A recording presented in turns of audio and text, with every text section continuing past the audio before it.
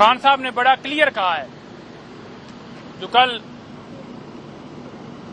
Army chief ने बात की, खान साहब ने उसके ऊपर रिबटल दिया है और खान साहब ने कहा है कि 9 मई के हवाले से एक कमीशन जो है वो हम कहते हैं बनाएं और सीसीटीवी फुटेजेस किसने चुराई हैं, और सेकंड जो बात है कि किसके हुक्म के ऊपर इमरान खान साहब को इस्लामाबाद हाई कोर्ट से अगवा किया गया, ये तहकीकात भी हों और उसके अंदर पता चले कि कौन लोग उकसा रहे थे, कितने लोग गए थे, कैसे पहले शीशे टूटे हुए थे और कैसे अंदर से आग लगी, किसने लगाई और किसको उसके अंदर डाला गया। तो ये सारी चीजें कौम के सामने आनी चाहिए। और खान साहब ने फार्म 47 वालों के हवाले से भी बात की है। उन्होंने कहा है कि अनवार काकड़ की जो स्टेटमेंट है वो एडमिशन है, वो मान गया है कि किस तरह धांधली जो है की गई है।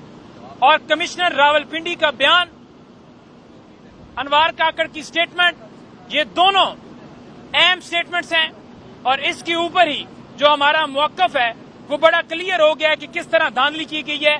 शेख शहीन साहब खड़े थे, इनके हलके से जो जिसको जितवाया गया है, जब भी उसे कहा जाता है कि हलफ के ऊपर बात करो वो भाग जाता है।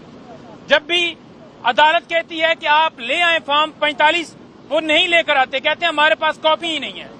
तो इनके पास कॉपियां मौजूद हैं, इनके पास सारी चीजें मौजूद हैं, क्योंकि ये हारे हुए हैं तो इसलिए ये अदालत के सामने फॉर्म 45, 46 लेकर 47 लेकर पेश ही नहीं होते।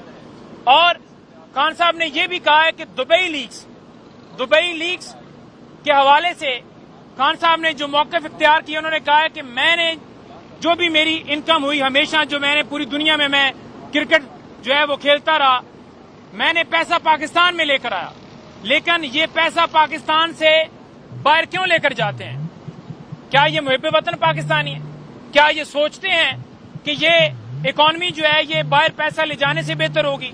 ये अपनी जायदादें बाहर बनाते हैं, मनी ट्रेल इनसे मंगवाया जाए कि कैसे इन्होंने पैसे कमाए, कैसे बाहर लेकर गए, कैसे इनकी जायदादें बनी।